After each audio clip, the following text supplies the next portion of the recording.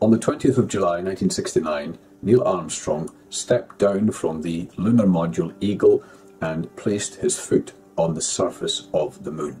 It was a truly historic event. He said in words that would be repeated down through the years, "That's one small step for man, one giant leap for mankind." And it was a giant leap. Armstrong was doing what many up to then had thought was impossible. And as we look back at that event and remember the basic computer technology that existed at the time, it was in fact an act of great courage and bravery. The Eagle had a crew of 3. Neil Armstrong, Buzz Aldrin and Michael Collins. Spare thought from Michael Collins. While Armstrong and Aldrin were on the surface of the moon, he was silently orbiting the moon alone in the Apollo 11 command module. As he travelled around the far side of the moon, he said, "I knew I was alone, as no Earthling had ever been alone before."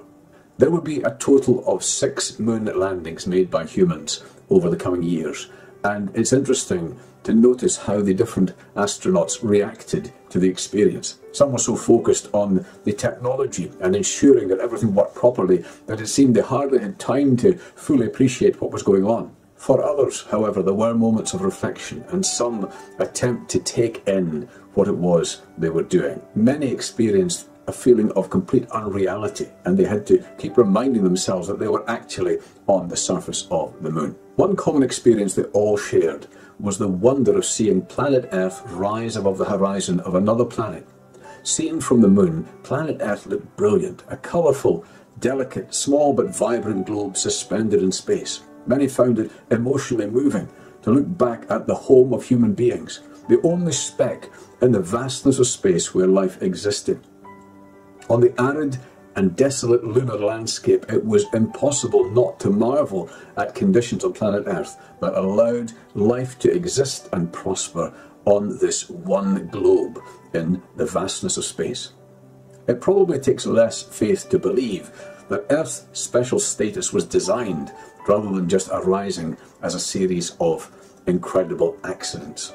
James Irwin said, "As we got further and further away, Earth diminished in size. Finally, it shrank to the size of a marble, the most beautiful marble you can imagine. That beautiful, warm, living object looked so fragile, so delicate, that if you touched it with a finger, it would crumble and fall apart. Seeing this has to change a man, has to make a man appreciate the creation of God and the love of God."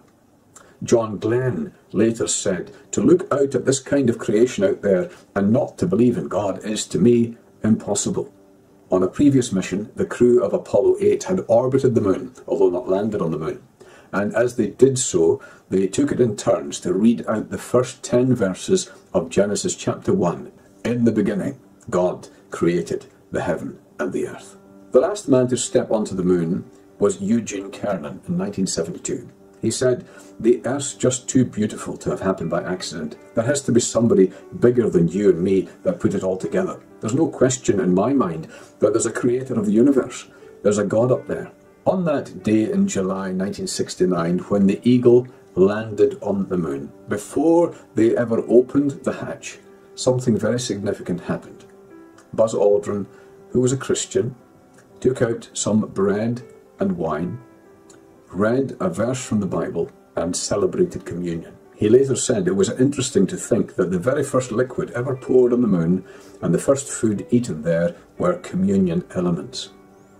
It is amazing to think that on the surface of the moon there was, on that first visit, a reminder of the death of Jesus Christ, the creator of the universe. On the return journey to Earth, Aldrin read out verses from Psalm 8.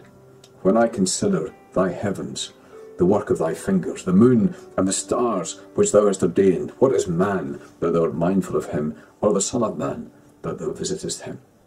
We are rightly awed by the bravery of these men and the intelligence and capability that meant that man could walk on the moon. But there is something else that should awe us more. James Irwin said that the greatest wonder is not that man walked on the moon, but that once God walked on planet Earth. As we reflect on that historic step of Neil Armstrong onto the surface of the moon, let's remember a far more important step when Jesus Christ, God's Son, the creator of the moon, the creator of the universe, stepped onto planet Earth to save sinners. Thank you for watching.